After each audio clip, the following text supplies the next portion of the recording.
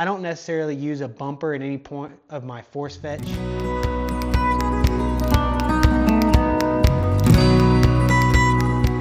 What's up, guys? It's Sunday afternoon and we are at the house, aka the kennel.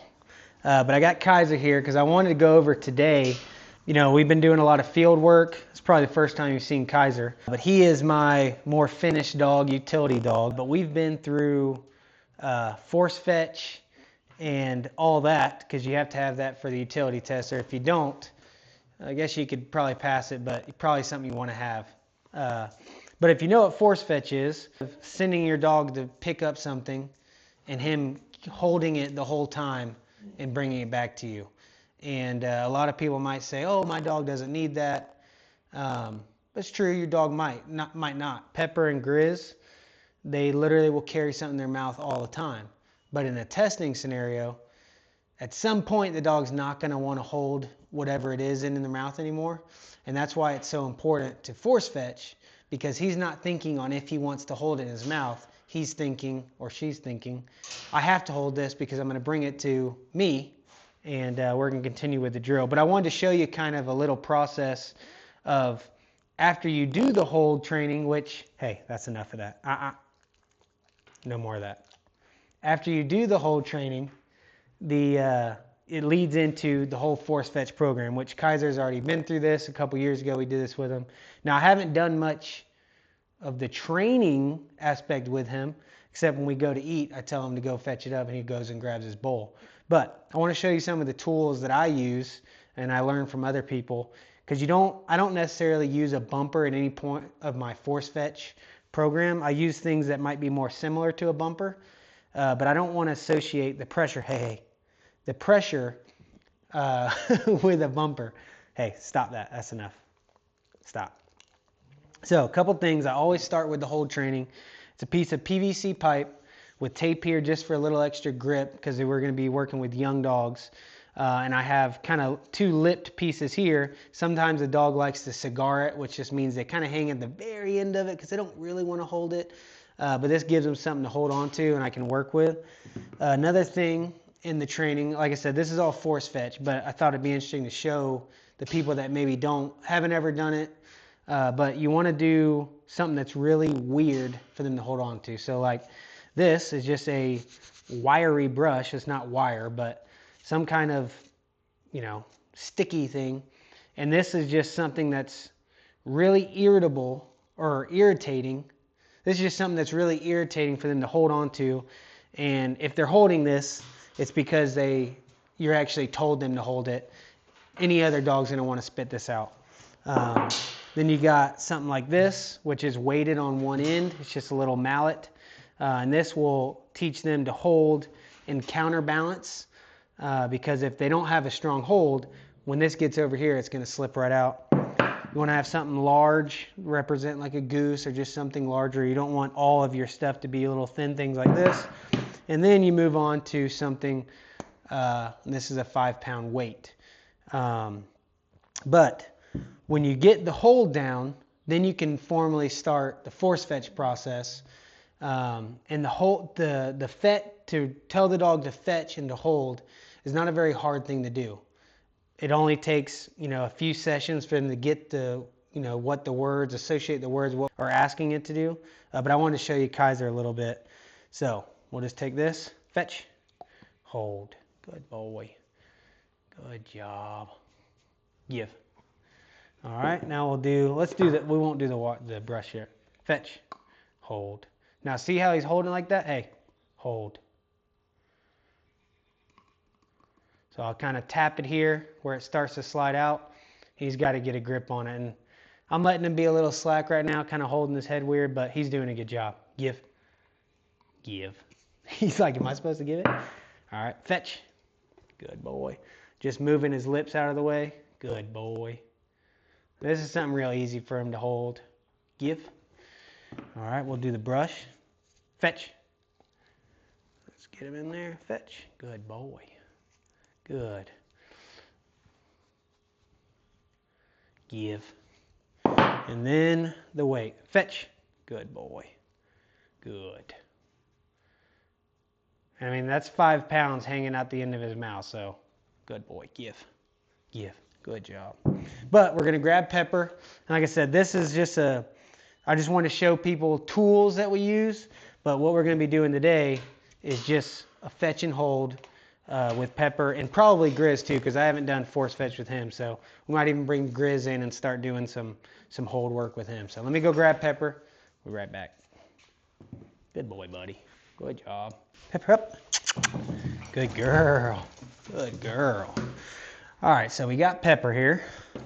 And again, she has not done this, so the chain's gonna be spooky for her. Good girl.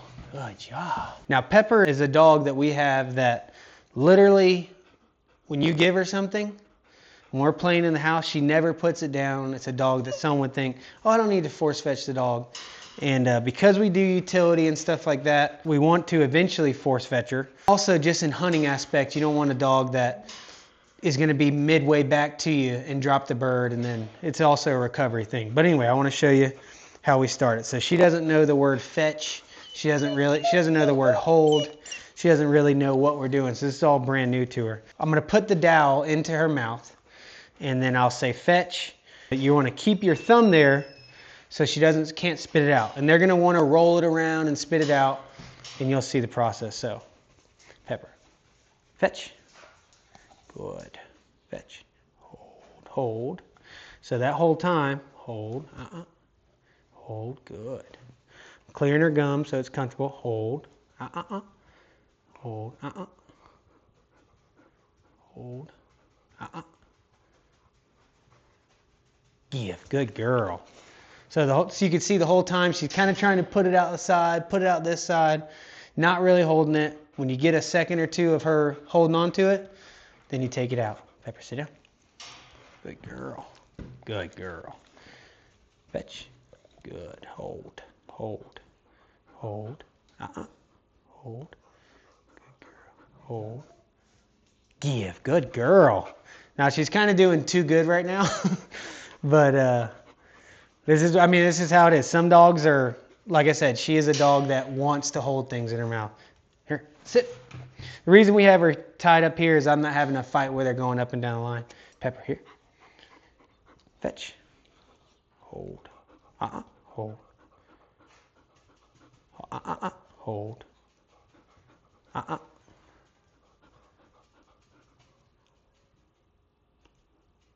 Give. Good girl. Good girl. Now these sessions, should be like 5 minutes. You get into the 10-minute mark, it's kind of too long because there's no real pressure here being applied. Let Pepper sit. Good girl. All right, fetch. Ooh, fetch. Good. Hold. Give. Good girl. And you can see there it started to roll out, and she actually closed her mouth on even more. And you could probably see it, notice it straighten back up. Good girl. Let's do one more for her.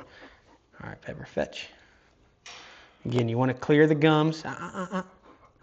Fetch. Hold.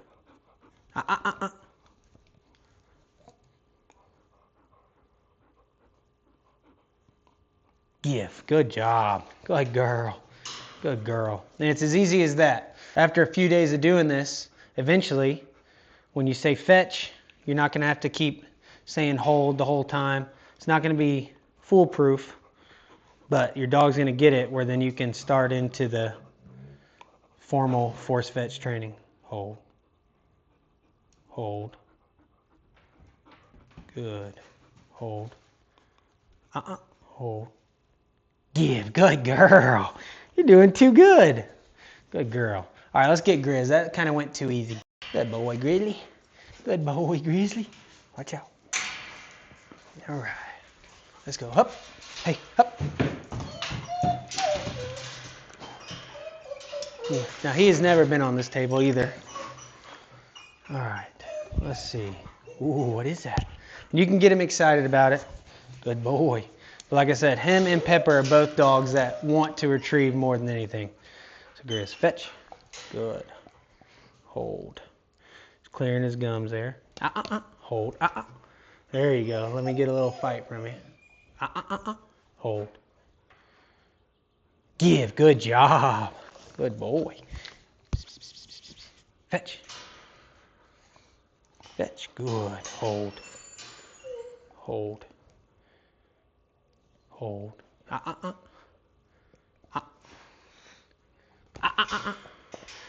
Hold. Trying to turn from me. Hold. Give. Good job. Good boy. Fetch. Fetch. Hold. Hold. Hold. Give. Good job. Hey, sit. Good. Fetch. Fetch.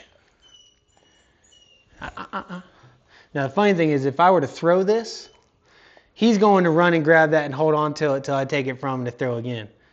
But right now, because it's kind of a weird situation for him, hold. That's why you keep your hands close so they can't spit it out.